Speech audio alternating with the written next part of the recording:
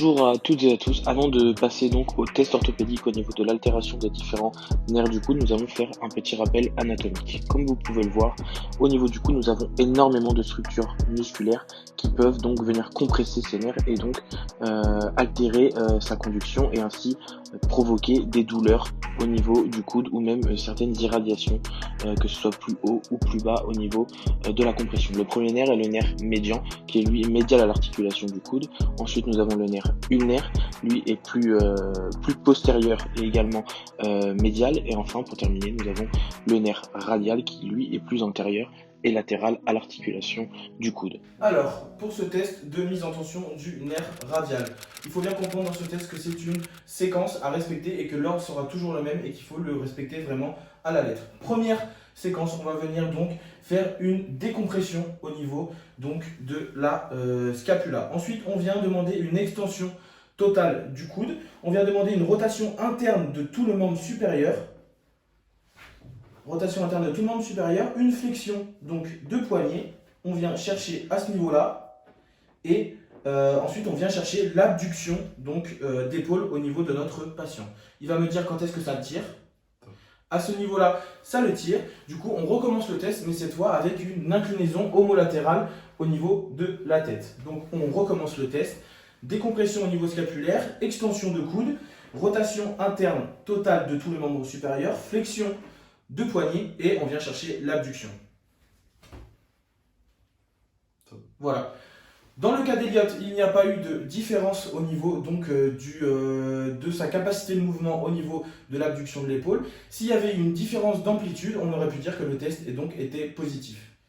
Alors, donc pour ce test de mise en tension du nerf cubital, donc c'est toujours une séquence de choses à faire dans le même ordre et qu'on va répéter continuellement.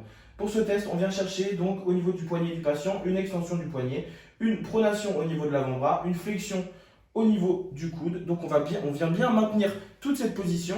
Ensuite, on vient bien chercher la rotation externe de l'épaule. On maintient toujours cette position. Avec l'autre main, on vient chercher une décompression au niveau scapulaire.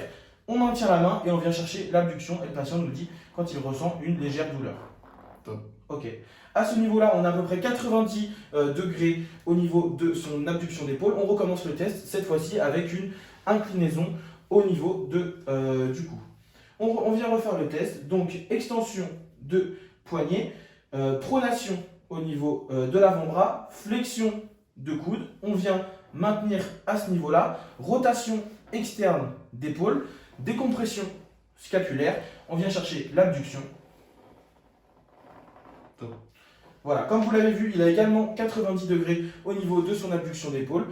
Comme il n'y a pas de différence de capacité de mouvement entre les deux tests, on peut dire que donc le test est négatif. S'il y avait eu une différence, une augmentation de capacité de mouvement sur la deuxième partie du test, on aurait dit que le test était positif. Alors, donc pour ce dernier test de mise en tension du nerf médian, donc on vient chercher le patient, on vient l'amener en abduction à peu près de 90 degrés d'épaule. Nous, on vient fixer son épaule pour la stabiliser. On vient chercher ensuite une extension du poignet et des doigts, très importante, ainsi qu'une supination au niveau de l'avant-bras. On vient chercher une rotation externe totale d'épaule, on la maintient bien. Si on a des difficultés à maintenir l'abduction, c'est possible que pendant le test, le patient se retrouve en légère adduction. On vient fixer avec notre cuisse ici, comme ça on peut poser notre main.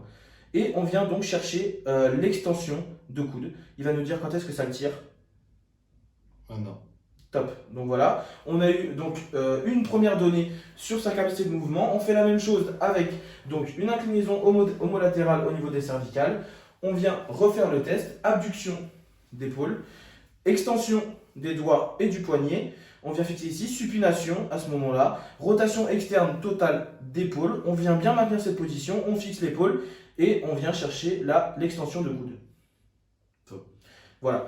On n'a pas de différence au niveau de sa capacité de mouvement dans la première partie du test par rapport à la deuxième partie du test.